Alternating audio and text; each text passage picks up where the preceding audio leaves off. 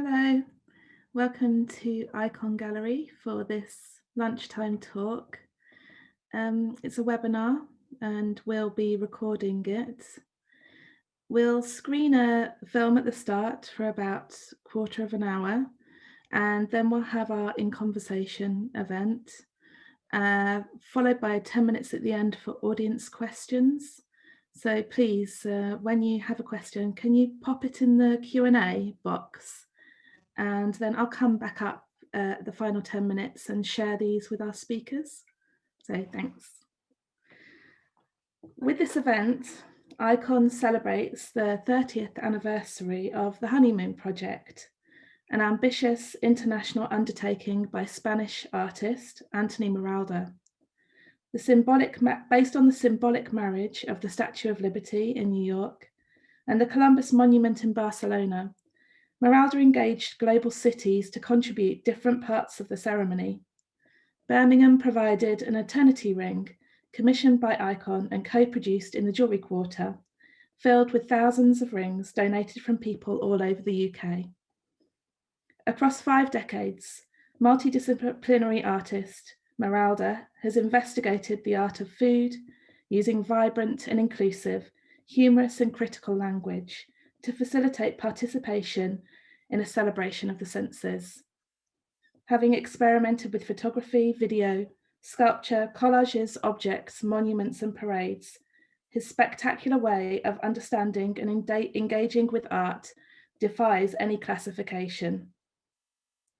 Nevertheless, his work is always rooted in its social context and conducts a particular exploration of its own logic through the ubiquitous role of food, activating through his practice a wide cultural exchange and dialogue.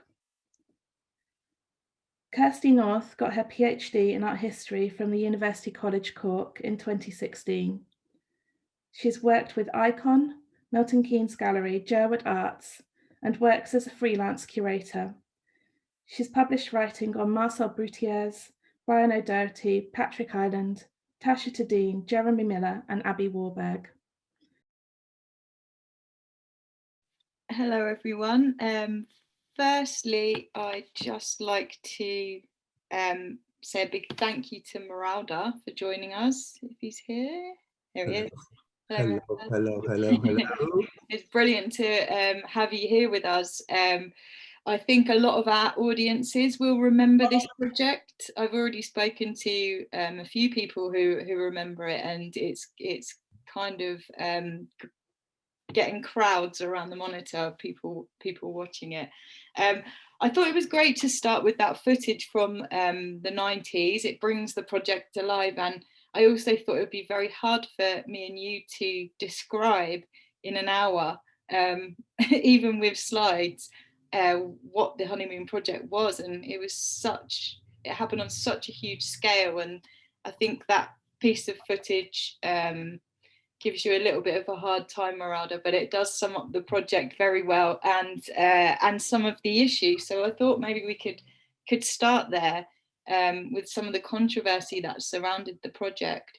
I'm feeling like it's very relevant to what's happening now with the pulling down of statues, the toppling of statues, all the debates around statues and colonialism that we're seeing now. And it seems like you kind of hit on that back in 1991. Yeah, well, first I would say that it's very not difficult. It's complex to talk about experiences, and this project was very much an experience for everyone who was part of. And so, and of course now with nearly 30 years have passed, so it's like memories are more or less mixed up. So it's a very, very, I'm very glad that you asked me to be here today and to be part of that, because it's like reconnecting many things. And seeing this video, then as I mentioned, I mean, it was like before with you, I mean, I didn't know the video. I knew, of course, the situation then happens, and it was provoked by the project. So I would say then there is I mean, then monuments, in fact, statues that are on top of pedestals and columns, they're so much powerful. I mean, they are, I always said they are like magnets, you know, they sort of brings this attention and energies and it's been always like this. People are, you know, they're offering flowers and sacrifice or they dance and eat around, and some, you know, they are cut out, destroy it and change and move to another place. So it's always been like this. But of course now it's clear that especially this last 5-10 years, this situation of what monuments means and this charge of colonialism and also the connection, of course, was much more strong with the slave markets and it's very deep, this situation, and it's very, very fragile and very, in a certain way, you know, there is I think I will propose I don't know if it's a solution, but a way to discuss that to everyone. And let's sit down and let's talk about it. I mean, we cannot just erase history. The history is there. We are very much close to. I mean, I'm now in Barcelona, and I'm coming from Barcelona. I mean, I was born here, or near here, so it's the city itself is very, very much connected to that time, very much. All the buildings, mainly all the beautiful buildings and the part of the city who are sort of Barcelona, wonderful Barcelona, they're all built with this money come from the colonies. So we are part of that history. So let's talk about instead of just burn everything, and that's because it's history. I mean, it's memory. But I understand perfectly then, as I said on this long time ago in this video, you know, I perfectly understand that this is a very complex issue and a sensible situation, and the people many are very radical about that. I understand, yeah.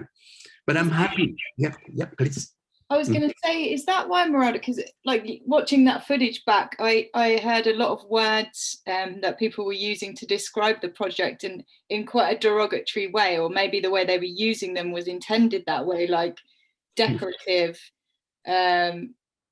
naive and kitsch. No, yeah.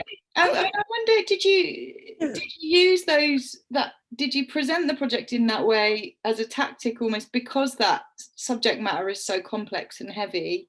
Of course. I mean, we need to, as artists, we need to dialogue, we need to communicate. So, you know, for me, this theme is so much large and is so much open to all the generations and religions, and this is the ceremonial, the transition, the passage, the weddings, the gift, the families, the status, the problems, I mean, this is like something. Then some countries are still so much involved in that. They're spending fortunes on a wedding, or getting the whole life hanging on because they spend the whole fortune. So it's I think a very contemporary, still very important thing. So I was thinking, when I start to talk about, to build this idea of this project, I was thinking that was interesting to get very inside that, you know, and try to see what is the true soul. I mean, why the families, the work, the labor of preparing this trousseau with this love, with the hands and sewing and giving this presents. And the same thing, those presents are shown in a magnificent place because that's already status, you know, this is like, means, oh, wow, what an expensive present. So all this is, for me, I was very fascinated when I was working on the project. And of course, all this was connected to this impossible love, because of course, this is the conquest, who is in love with the freedom, and the freedom was in love with the cost. I mean, it was love affair and love letters. This was a very interesting part of the project, a series of love letters. We can talk later if you want.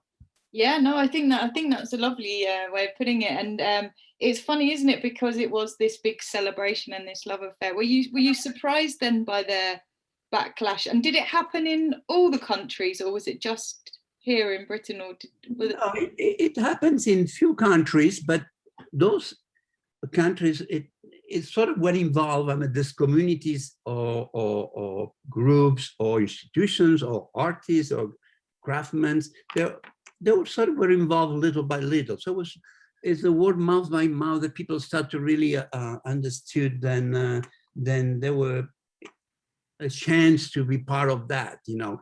And I think we need to be part of something. We need to have the chance to communicate. I mean, we need to build these platforms where people can express, as I'm talking as artists, and I think also as institutionals, as art institutionals.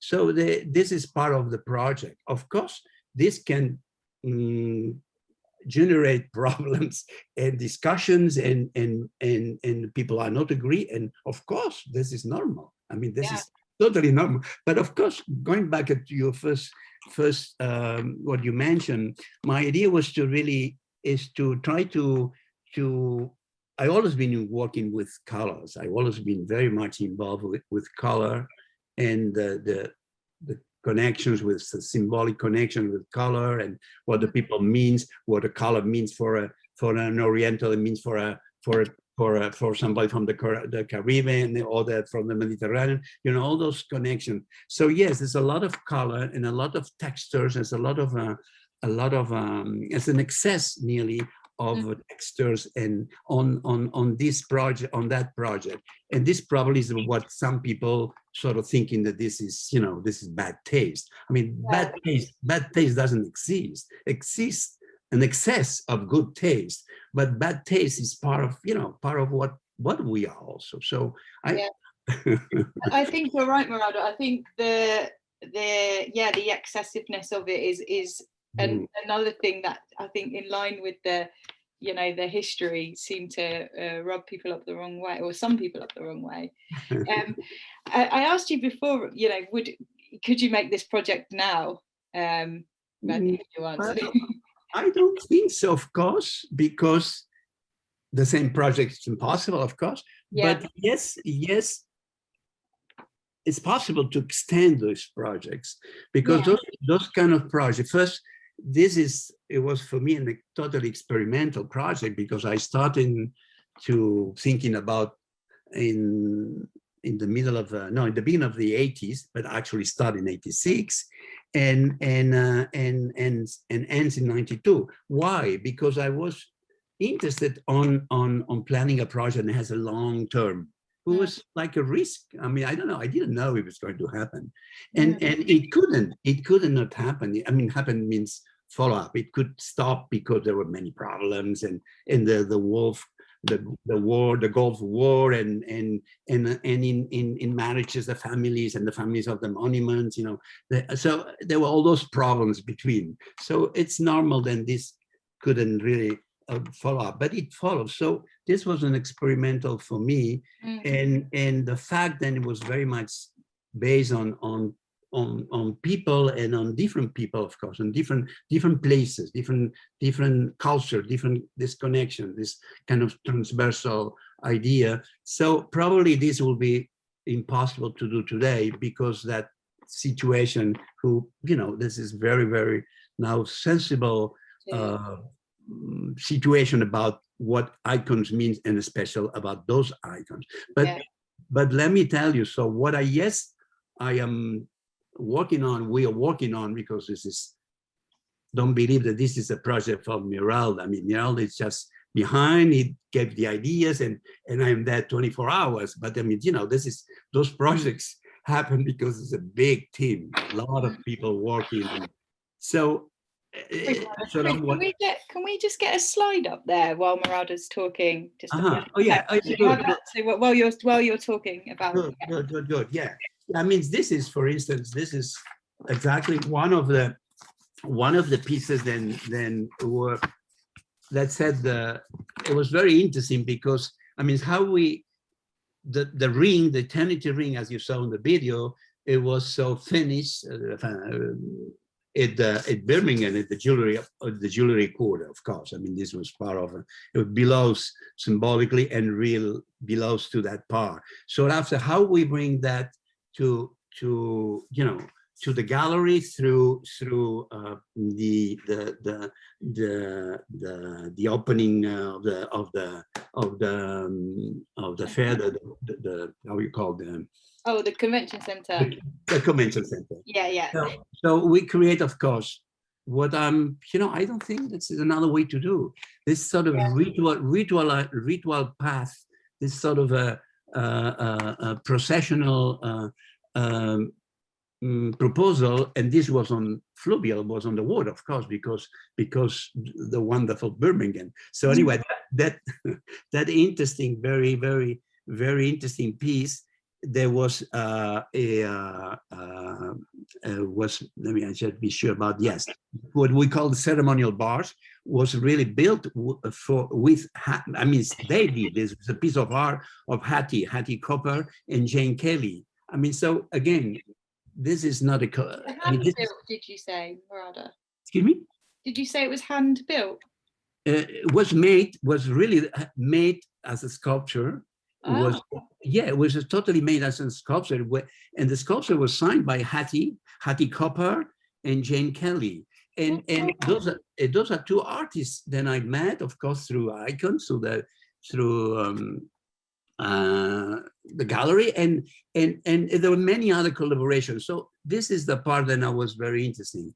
Not just arriving. Yeah. Next slide, because while we were talking about that, I'd love you to tell me a bit about these suits. Yeah, well, here what we see is already, I mean, the ring is already on. I mean, in a solid place. I mean, we have behind, we have the place who's going to be open. We have those wonderful bringers, carriers who are dressed by Pam Hawk. Pam Hawk is an extraordinary designer, and she did a special for this, of course, for this occasion. So all these ingredients, I mean, let me just be sure that I'm saying the right names. The ring platform was built by Jocelyn Burke, another artist. So it was all these inputs, and of course the ceremonial behind, and the people around. And we went from the canal, from the water to the and we ended after to a public place where everyone was putting on a ring, and this, you saw this on the video. And of course, it was all those other pieces who actually made also by other artists. Actually, let me tell you some names: Claire Carter, Jan Fletcher, Jan Stock, and Evan Smith. Those are the wedding cars, you know, with all the cans, the wonderful tails made of cans, made of Coca-Cola cans. You know, the great Coca-Cola, who's making these wonderful sounds to be together with this procession. So it was experimental, but also was popular. You know, the people became popular because people were there. There were so many people there, and people enjoy. And you see all this sort of confetti around. Those are words. Then we would print kind of confetti with different sentences, and has to do with marriage, and so, and we threw that like a festive. So it was very interesting to see those, and especially that convention fair space was a new space for you, was new for the city. Yeah, it was brand new, yeah. So this is, if this is Baroque or bad taste or kitsch, or I don't know, perhaps, but I love it. I mean, you mean? I think it's really of its time. I mean, it was so important for us that it was in the show, because it's so 1990s, and I think Sure. The fact that it's in the conference centre and the international conference centre is such an international project, and that was really taking off in the 90s. I mean, the whole spectacle of it, and the relational aspect of it as well is very, like you say, it's very collaborative. So there's a lot going on. I wouldn't call it naive at all. I think there is quite a lot going on there. Can we get the next slide, Chris? I was just going to say, Miralda, so from you brought the ring then to Ikon. Well, this is a little more naive, but because I am here. This is actually a picture of the different pieces of the trousseau that were shown at the Spanish pavilion at the Venice Biennale. Wow. And it was interesting because they invited me as an artist to represent Spain and be part of be part of the Biennale. And I suggest to transform the pavilion on sort of a like a box, like a secret box, the Pandora box, with all the different gifts then came up to that moment. So sorry, but we don't see in the picture the eternity ring, but it was there too. Okay. So all the pieces there. I mean, we see in the background a shoe who was the gondola shoe who came through the canal. Oh, I see. And part of the wedding veil, and also another ring, because she got 3 rings. She loves rings, Yeah. This is her taste. I cannot do anything about that. So anyway, so this was the presentation and actually the main focus or concept of this presentation, of this exhibition at the Venice Biennale, was the bands. It was at the last room of the pavilion before you went out. You had a chance to say yes or no, like the classical bands of the marriage. So do you accept? Do you want? What do you think?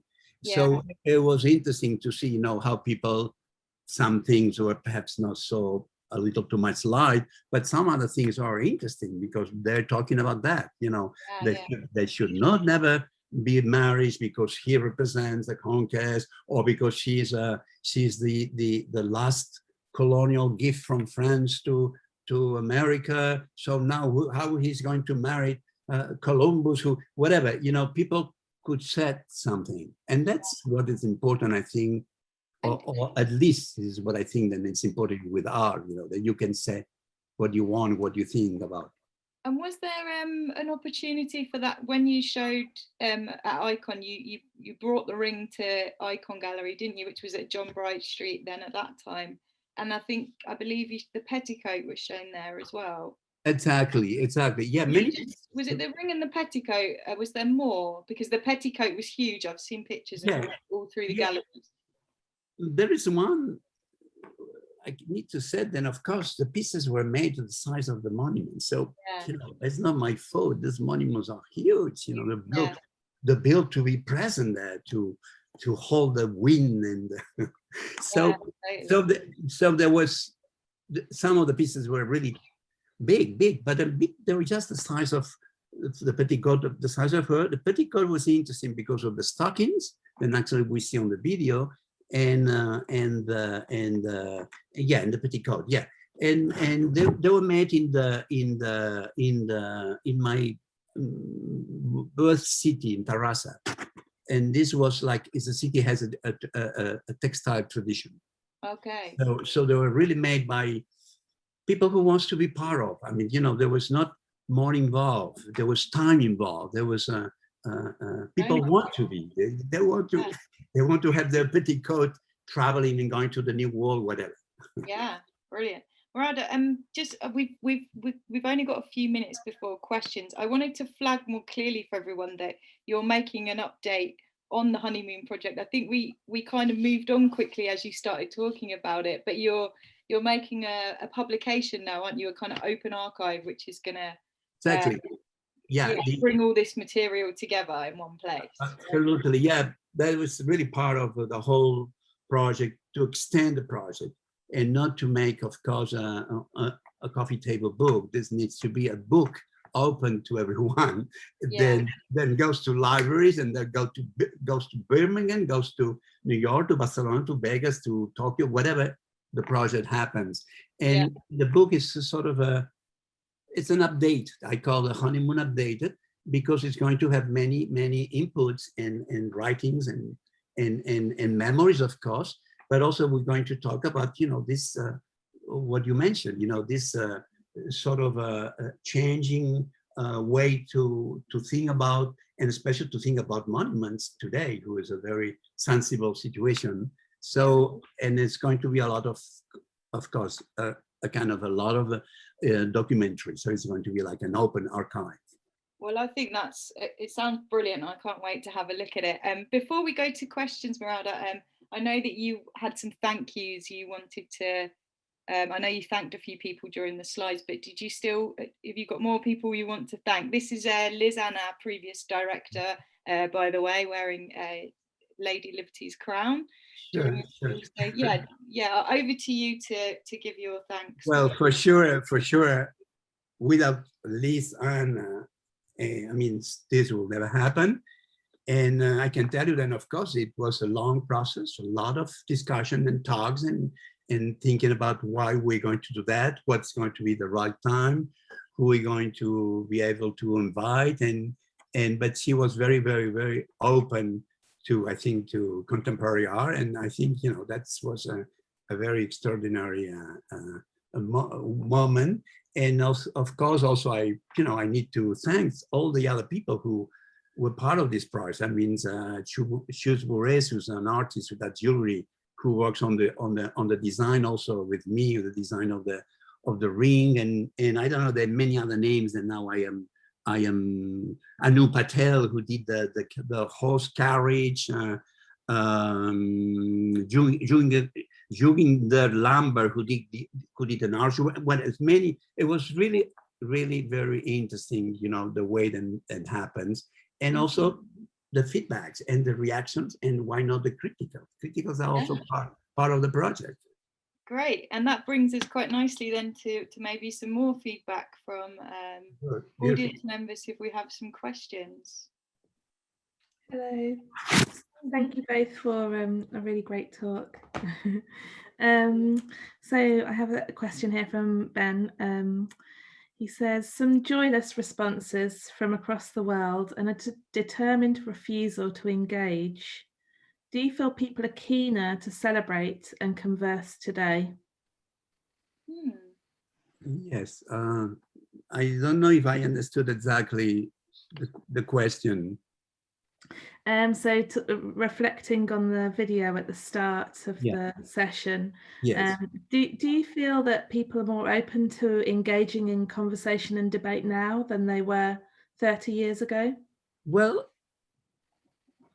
probably the debate is going to be much more interesting now, because now there is also a lot of young people who didn't have a chance to know about, and this is also probably what I am very interested to do, that book, that sort of reenactment, and what also I think then, of course, the reactions or the feedback of that moment on the 80s, it was very much easier perhaps at that point, because public spaces were much also open, and also there's still a lot of perhaps a sense of working together in certain, but every time then you do a project, you start from zero. You don't know, so it's like now, the book, we start not from zero because we have the background, we have the archive, but we don't know exactly. So and this is what very exciting, because it's like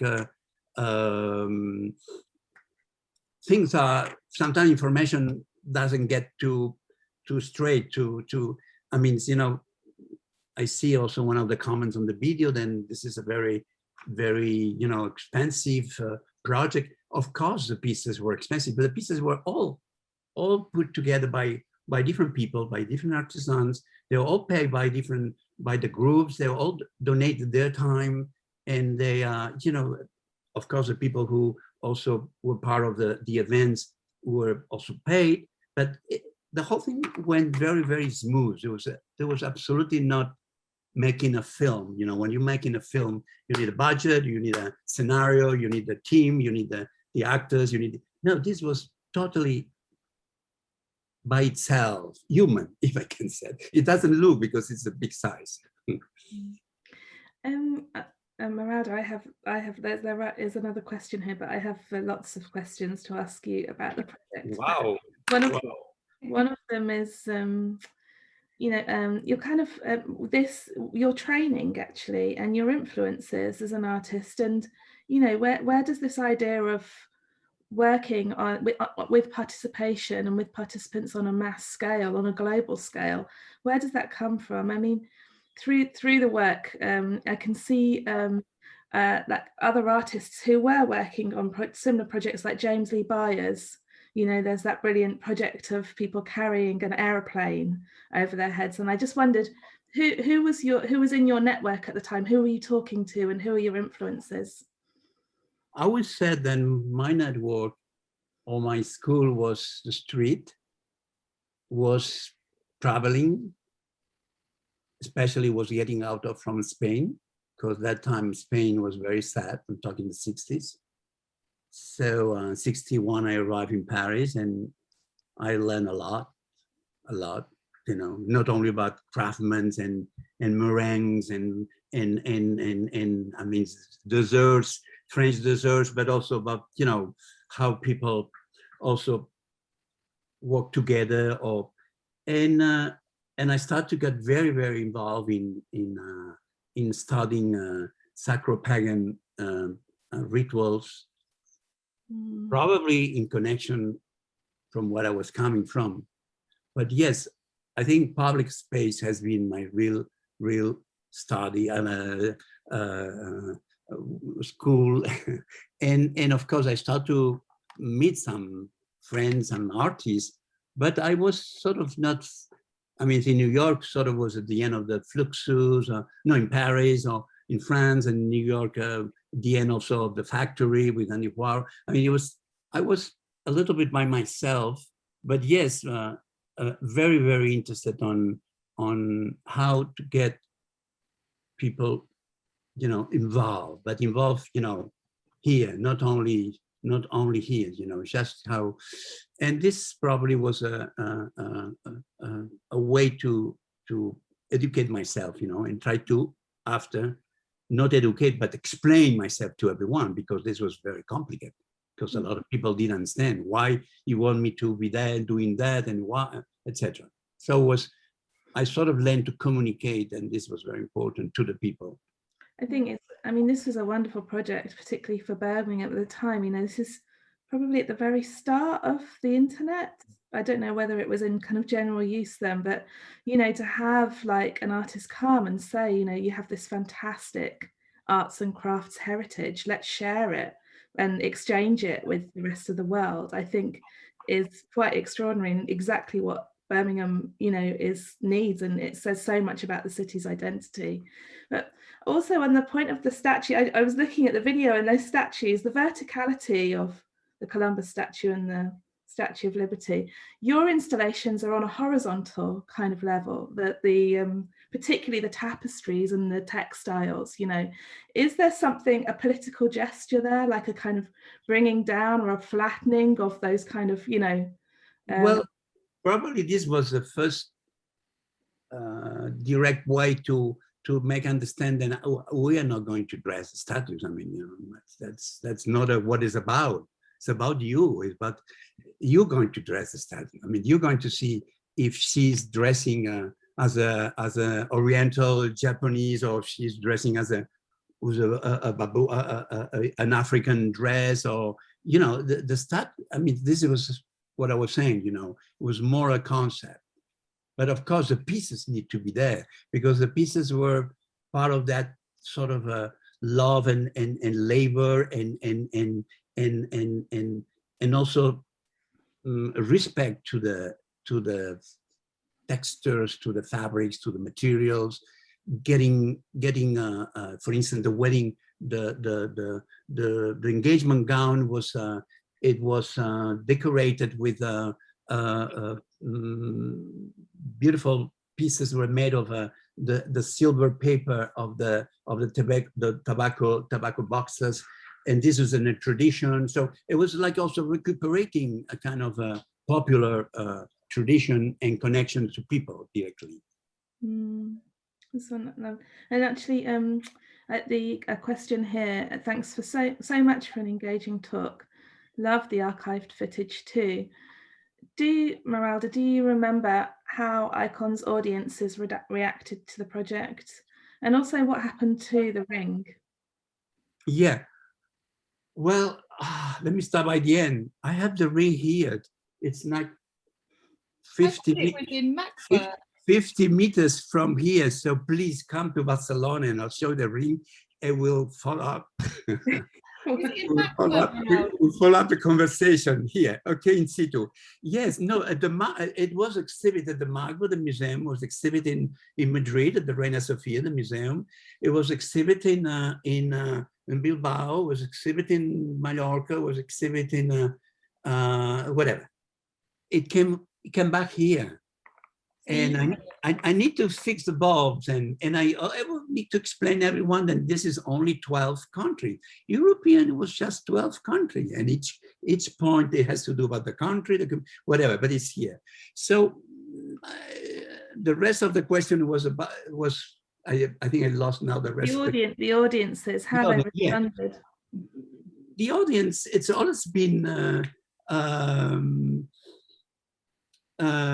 mix. I could say mix, but this is what I like. I like the fact that then the people were perhaps one of the complex one I did is in Philadelphia with the group of they are originally from North Europe, and they are carnival, like a winter carnival, and they're all male, they're all men, it's like and I proposed them, to do a cape for her, for the liberty, and with their way to do the carnival. So it took perhaps 1 week more to convince them, to convince me to talk to them, to show other pieces, because this was how the project was built, showing the first piece of the trousseau, after we showed the project of the veil, after we showed the first ring, and this is the way then people say, well, I want to be part of that. So it's been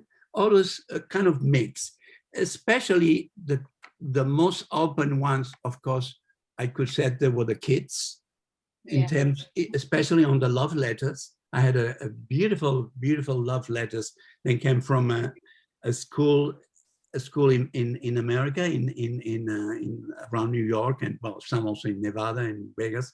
And they had some information through the teachers, but they saying very beautiful things, very naive and very beautiful about, there was from Liberty to Cologne, and here in Spain we did from Cologne to Liberty, but over there was like one of the letters saying, Chris, come soon, we have a crisis here. This country it doesn't work, we have drugs, we have problems, we have pistol guns, come, we need to get married and fix the country. So this was things like that are very beautiful.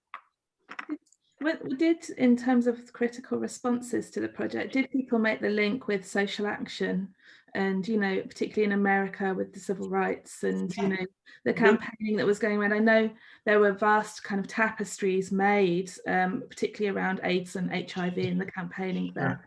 Was there a link made here with your project? Let me tell you, I think the most, if I could tell you, perhaps we'll do another session another day, we could go to all what I call the project. It was many projects, many that didn't happen. Perhaps the one that I regret more, because it was interesting and was very, very advanced. It was very much nearly make it. It was in connection with the CalArts, the California Institute of Arts in LA. And it was with the artist there, with the teacher who was directing. It was the peace pipe. And of course, the model of the peace pipe was coming from one real piece pipe, you know. So they worked on that few months and it was fantastic, but that was very close from 1992 date. And of course, again, this was a very, very delicate situation, and there were many protests. And of course, the school didn't want to get involved at the very end, so the project stops. Oh, interesting. So the students sort of couldn't follow up the making of that huge peace pipe, who was fantastic, because this is what it's about. It's about peace. It's about dialogue. It's not about fighting, and it's also about talking about food. I mean, you know, this was an incredible the impact of this arrival of the Columbus to the different trips to the New World. I mean, incredible what came from that. I mean, the impact of the culinary impact, the gastronomy, all the food who came here, incredible. I mean, the things that changed the whole diets of the whole world, and the food who went over there. So it's many, many interesting and positive, of course, in a changing situation then provoked this project, or the project also is about talking about this interchange.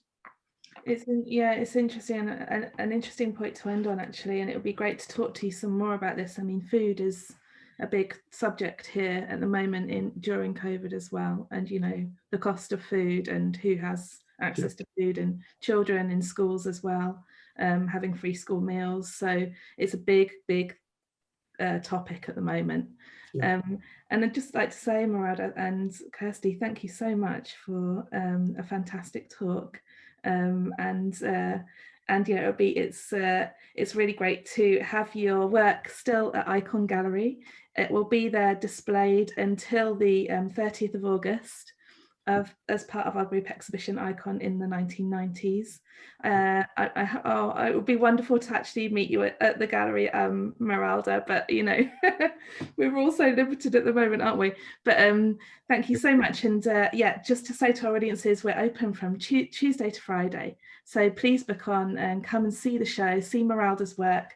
We've got this catalogue as well, Ikon in the 1990s, which includes some of the photographs that Kirsty has selected from the archive and included in today's presentation. Please come along. And also to flag up that we have another talk coming up in 2 weeks' time with the artist Perminda Kaur, reflecting on her exhibition Cold Comforts that was at Ikon in John Bright Street 25 years ago. So I look forward to seeing you all there as well. So thank you very much. Thank you so much for inviting me. And after visiting Ikon, please make plans to come to Barcelona when the whole thing about the pandemic is gone, and we can see the archive and the ring. Thanks. That'd be fab. And thanks, Miralda. Keep us posted on the book. I'd love to hear how it's going. Good. Thank you. Thanks. Bye-bye.